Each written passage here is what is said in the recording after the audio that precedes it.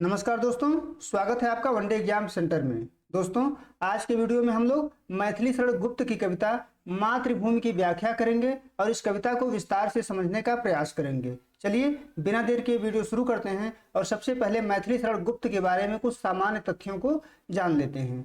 मैथिली शरण गुप्त दोस्तों द्विवेदी युग के प्रमुख कवि हैं और इनका जन्म 3 अगस्त 1886 को चिरगांव झांसी में हुआ था और इनकी मृत्यु 1964 में हुई थी। 1964 में इनका देहावसान हुआ था। इनके पिता का नाम था रामचरण और माता का नाम था काशीबाई। इनके द्वारा 1912 में एक भारत भारती नामक ग्रंथ लिखा गया था और इसी ग्रंथ को आधार बनाकर महात्मा गांधी ने इनको राष्ट्र कवि की उपाधि प्रदान की थी। भारत भारती के अलावा इन्होंने जयद्रथ वध, पंचवटी प्रसंग, साकेत, द्वापर जैसे अनेक महत्वपूर्ण ग्रंथों की रचना की है। दोस्तों, मातृभूमि कविता में गुप्त जी ने मातृभूमि के महत्व को अंकित किया है और बताया है कि मातृभूमि हमें किस प्रकार सुख, समृद्धि और वैभव को प्रदान करती है। कविता के अंत में गुप्त जी ने मातृभूमि पर प्राणों के उत्कर्ष की भी प्रेरणा देते हैं। चलिए बिना देर किए कविता की व्याख्या शुरू करते हैं।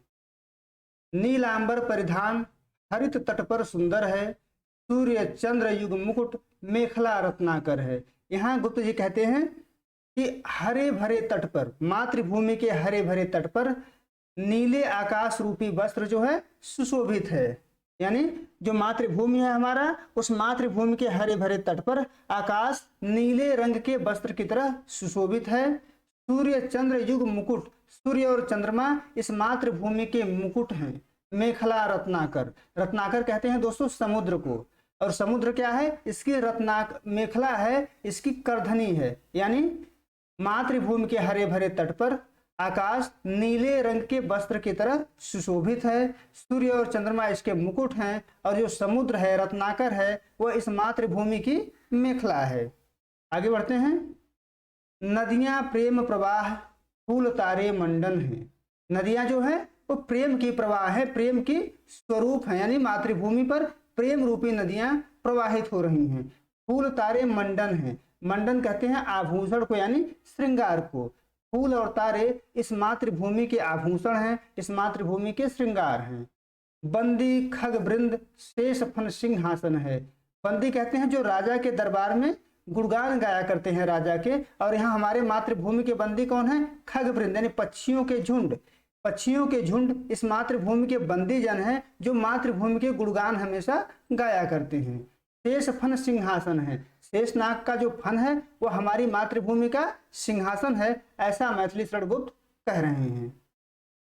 करते अभिषेक पयोद हैं बलिहारी इस वेश की, हे मातृभूमि तू सत्य ही सगुण मूर्ति सर्वेश की। यानी करते अभिषेक पयोद, पयोद कहते हैं बादल को।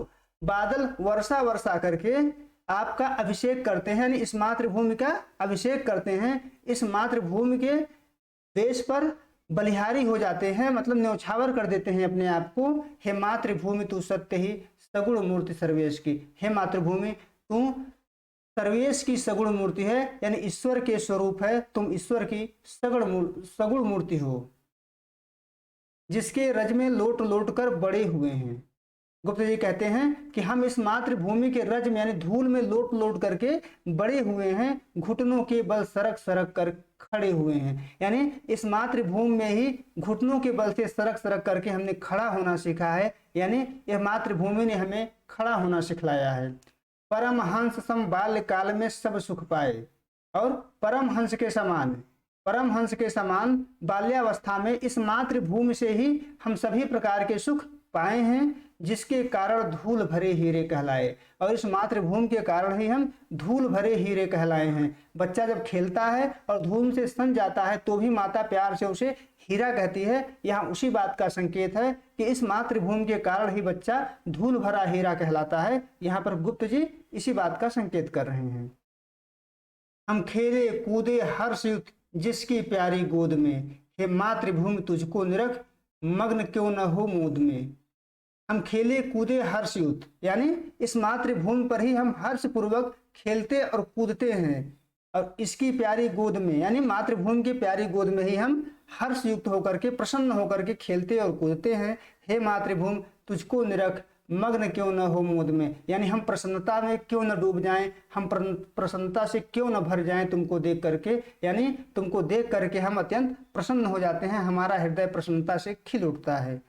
पाकर तुझसे सभी सुखों को हमने भोगा, यानी जितने भी सुख मुझे मिले हुए हैं सब तुमसे ही मिले हुए हैं, तुम्हारे द्वारा दिए गए सुखों को ही हम भोग रहे हैं। तेरा प्रत्युपकार कभी क्या हमसे होगा, क्या हमसे तुम्हारा कभी प्रतिकार होगा, हमसे तुम्हारा प्रतिकार नहीं हो सकता, क्योंकि तुम्हारे द्वारा दिए गए सुखों को ही हम भोग रहे हैं। तेरी ही यह देह तुझी से बनी हुई है, बस तेरे ही सूरज सार से सनी हुई है। यह देह आपका ही है, हे मातृभूमि, यह देह आपका ही है, आपके द्वारा ही बनी हुई है, आपसे ही बनी हुई है, तेरे ही सूरज सार से सनी हुई है, यानी आपके गुणों से ही यह शरीर सना हुआ है। फिर अंत समय तू ही इसे अचल देख अपनाएगी, और अंत समय में जब हमारा अंत समय आएगा आप ही हमारे इस शरीर को अपनाएंगी। हे मातृभूमि, यह अंत में तुझ में ही मिल जाएगी, यानी आपने जिस शरीर को दिया हुआ है, आपसे जो यह शरीर बना हुआ है, यह अंत समय में आप में ही मिल जाएगी, आपके द्वारा दिया गया ही यह शरीर है, और मातृभूमि अंत में तुझ में ही मिल जाएगी, यह शरीर अंत में आप में ही विलीन हो जाएगी। निर्मल तेरा नीर अमृत से उत्तम है, और आपका जो है निर्मल जल है, निर्मल नीर है, यह अमृत से भी अच्छा है, अमृत से भी उत्तम है। शीतल मंद सुगंध पवन हर लेता श्रम है, और इस धरती पर जो पवन बह रहे हैं, इस मातृभूमि पर जो पवन बह रहे हैं वो अत्यंत शीतल हैं, सुगंध से युक्त हैं, और श्रम को हर लेते हैं, थकान को दूर कर देते हैं, थकान को मिटा देते हैं।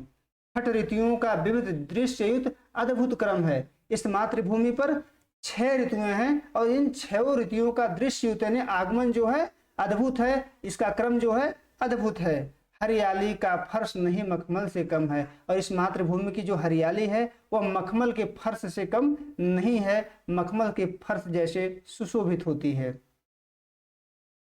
कुछ सुधा सिंचता रात में तुझ पर चंद्र प्रकाश, सुधा कहते हैं दोस्तों अमृत को। हे मातृभूमि दिन में तरण करता तम का नाश, तम कहते हैं अंधकार को, और तरण कहते हैं सूर्य को। कुछ सुधा सिंचता रात में तुझ पर चंद्र प्रकाश, चंद्रमा का प्रकाश रात्रि में आप पर अमृत बरसाता है, अमृत से आपको सिंचता है हे मातृभूमि, और दिन में सूर्य क्या करता है, अंधकार का नाश करता है। दिन में सूर्य अंधकार का नाश करता है, और रात्रि में चंद्रमा का प्रकाश आपके ऊपर सुधा बरसाकर, अमृत बरसाकर आपको सिंचता है। सुरभित सुंदर सुखद सुमन तुझ पर खिलते हैं, सुमन कहते हैं पुष्प को, और आपके ऊपर सुरभित सुंदर और सुख प्रदान करने वाले पुष्प खिलते हैं। भांति भांति के सरस सुधोपम फल मिलते हैं, अमृत के समान तरह तरह के फल इस मातृभूमि पर मिलते हैं। औषधियां हैं प्राप्त एक से एक निराली, गुप्त जी कहते हैं कि इस मातृभूमि पर एक से एक निराली औषधियां प्राप्त हैं जो दुखों को दूर करने में सहायता प्रदान करती हैं। खाने शोभित कहीं धातु वर रत्नों वाली, अनेक रत्नों वाली धातुओं की खान इस मातृभूमि पर शोभित हैं जो हमारी आवश्यकताओं की पूर्ति कर रही हैं। जो आवश्यक होते हमें मिलते वही पदार्थ हैं, हे मातृभूमि वसुधाधरा तेरे नाम यथार्थ हैं, यानी जिस चीज की भी आवश्यकता हमें होती है वो इस मातृभूमि से सभी पदार्थ मिल जाते हैं। हे मातृभूमि वसुधा धरा तेरे सच्चे नाम है, क्योंकि तुम हमारे सभी आवश्यकताओं की पूर्ति करती हो, वह सभी पदार्थ हमें देती हो जो हमें आवश्यक होते हैं। क्षमामयी तुम क्षमा प्रदान करने वाली हो, दयामयी तुम दया से भरी हुई हो, क्षेममयी यानी कुशल मंगल देने वाली, तुम क्षमामयी हो, दया से भरी हुई हो, कुशल मंगल प्रदान करने वाली हो। सुधामयी अमृत देने वाली, वात्सल्यमयी यानी ममतामयी और प्रेम को प्रदान करने वाली हो, प्रेममयी है। विभवशालिनी सुख और संपत्ति प्रदान करने वाली, विश्वपालिनी यानी जगत का पालन करने वाली हो, दुख हत्री यानी दुख का हरण करने वाली हो। भय निवारणी हे मातृभूमि तुम भय का नाश करने वाली हो।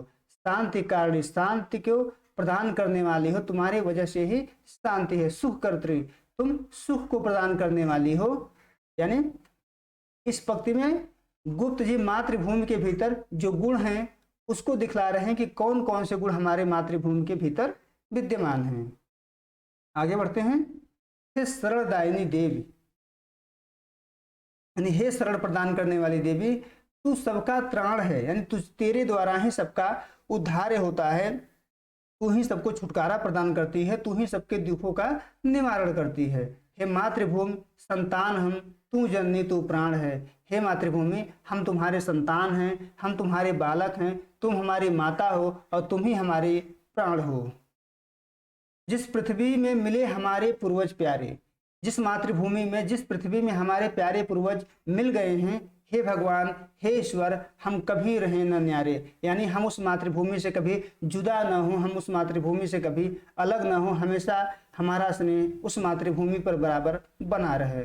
लोट लोट कर वही हृदय को शांत करेंगे, यानी उसी मातृभूमि पर लोट लोट कर हम अपने हृदय को शांत करेंगे, अपने हृदय में शांति स्थापित करेंगे। उससे मिलते समय मृत्यु से नहीं डरेंगे, यानी मातृभूमि से मिलते समय हम मृत्यु से भी नहीं डरेंगे, यानी मातृभूमि के लिए हम अपने प्राण को भी न्यौछावर कर देंगे। उस मातृभूमि की धूल में जब पूरे सन जाएंगे, होकर भव बंधन मुक्त हम आत्म रूप बन जाएंगे, यानी इस मातृभूमि के धूल में जब हम पूरे तरीके से सन जाएंगे, यानी हमारा शरीर जिस मातृभूमि से बना हुआ है उसी मातृभूमि में जब मिल जाएगा तो हम भव बंधन से मुक्त हो जाएंगे और केवल आत्मस्वरूप बनकर रह जाएंगे। उम्मीद है दोस्तों आपको यह कविता समझ में आया होगा, मातृभूमि का महत्व समझ में आया होगा। आप हमारे चैनल को सब्सक्राइब करिए, वीडियो को लाइक करिए, शेयर करिए। बहुत बहुत धन्यवाद।